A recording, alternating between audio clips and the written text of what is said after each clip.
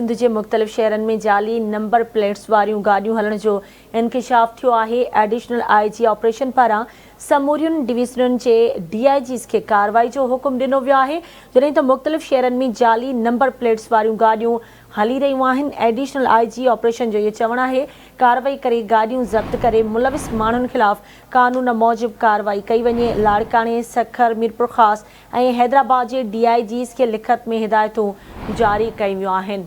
Breaking news अवां सां share कयूं पिया। सिंध जे मुख़्तलिफ़ शहरनि में जाली नंबर प्लेट्स वारियूं गाॾियूं हलण जो इंकिशाफ थियो आहे।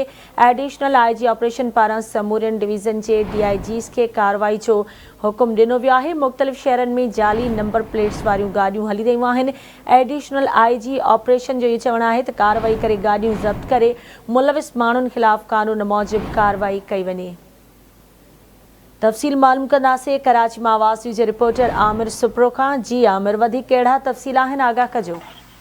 हाँ जी बिल्कुल, सिंध जे मुख़्तलिफ़ शहरनि में जेकी जाली नंबर प्लेट ते हलंदड़ गाॾियूं आहिनि उन्हनि ख़िलाफ़ उहो इंकिशाफ थियो आहे त उहे मुख़्तलिफ़ जेके नंबर प्लेटुनि ते जाली गाॾियूं हली रहियूं आहिनि उनजो एडिशनल आईजी ऑपरेशन जेको आहे उनखे जेको आहे हिदायतूं कयूं वयूं त उन्हनि ख़िलाफ़ कार्रवाई कई वञे। सिंध जे मुख़्तलिफ़ ज़िलनि में जेके वॾे तादाद में रोडनि ते जेको आहे हलंदड़ गाॾियूं आहिनि उनखे पकिड़े करे ज़ब्त कयो वञे ऐं फौरी तौर ते जेको आहे से गाॾियूं ज़ब्त करण खां पोइ उन्हनि ख़िलाफ़ जेकी आहे कानूनी कार्रवाई कई वञे ऐं गैर कानूनी ऐं जाली नंबर प्लेट ते जेके हलंदड़ गाॾियूं आहिनि उन्हनि में एडिशनल आईजी ऑपरेशन जो चवणु आहे त लाड़काणो, सखर, मीरपुर ख़ास, हैदराबाद ऐं ॿियनि ज़िलनि में हलंदड़ आहिनि त उन्हनि जे ख़िलाफ़ फौरन जेको आहे एक्शन कयो वञे। उहो लिखत में पिणु जेको आहे समरी पेश कई वई आहे। जी ठीकु आहे, मुंहिंजी महिरबानी आमिर अपडेट करण लाइ।